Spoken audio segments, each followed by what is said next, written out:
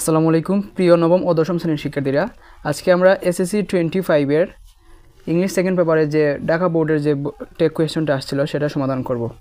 দেখো, everybody wants to have a better life. So এখানে দেখো এভরিবডি আছে, তাহলে তার পরিবর্তে আমরা প্রোনাউন ইউজ করব দে।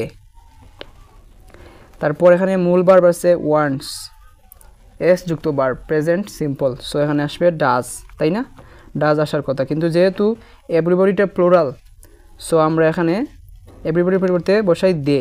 ওয়ান্টস হচ্ছে মূল ভার্ব, এস যুক্ত ভার্ব, তাহলে আমরা ডাজ অথবা ডু এনে বসাতে পারি।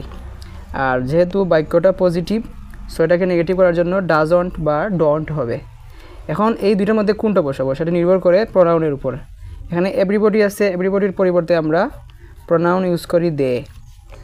সো তাহলে টেক কোয়েশ্চনটা কী হবে? যেহেতু পজিটিভ আছে তাহলে আমরা নেগেটিভ করব, এবং দের সাথে ডাজ হয় না, দে যেহেতু প্লুরাল তার সাথে হবে ডু। সো ডন্ট দে। শেষে অবশ্যই প্রশ্নবোধক চিহ্ন দিতে হবে। Everybody wants to have a better life, don't they? A better life seldom comes without hard work. So এখানে সাবজেক্টটা হচ্ছে এ বেটার লাইফ, সো তার পরিবর্তে আমরা প্রোনাউন ইউজ করব ইট।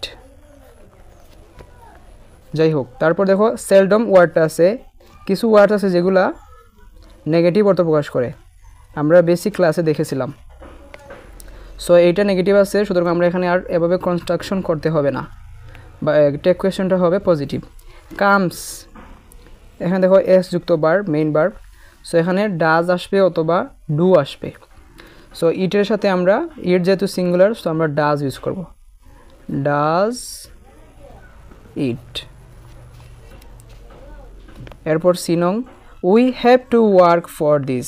এটা খুবই সহজ, হ্যাভ আছে তাহলে আমরা এটা ইউজ করব হ্যাভেন্ট, আর উই আছে উই দেখে দেখে বসে দেব হ্যাভেন্ট উই, হ্যাভেন্ট উই। এই হ্যাভটা হ্যাভেন্ট হয়ে গেল, যেহেতু এটা পজিটিভ নেগেটিভ হয়ে গেছে। এভাবে ইউজ করতে পারো হ্যাভেন্ট, অথবা এটার পরিবর্তে আমরা এখানে যেহেতু আর কোনো ভার্ব নাই, এটাই হচ্ছে মূল ভার্ব, এবং মূল ভার্বের এটা হচ্ছে প্রেজেন্ট ফর্ম, সো আমরা এখানে ডন্টটা ইউজ করতে পারি, ডন্ট উই। দুইটার মধ্যে দুইটাই সঠিক, যে কোনো একটা লিখলে হবে।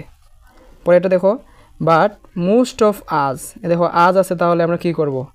প্রোনাউন হিসেবে আমরা ইউজ করব উই। আর এখানে দেখো মডেল ভার্ব আছে ক্যান, সো ক্যান সরাসরি বসে যাবে। But most of us can hardly do the job. আবার দেখো এই যে এখানে সেলডম নেগেটিভ ওয়ার্ড, ঠিক একইভাবে হার্ডলি নেগেটিভ ওয়ার্ড। সো আমাদের টেক কোয়েশ্চনটা হবে পজিটিভ, তাহলে ক্যান আছে ক্যান বসে দিলাম, আর আজের বদলে আমরা উই বসাবো, can we. But most of us can hardly do the job, can we. ই number, actually life isn't a bed of roses.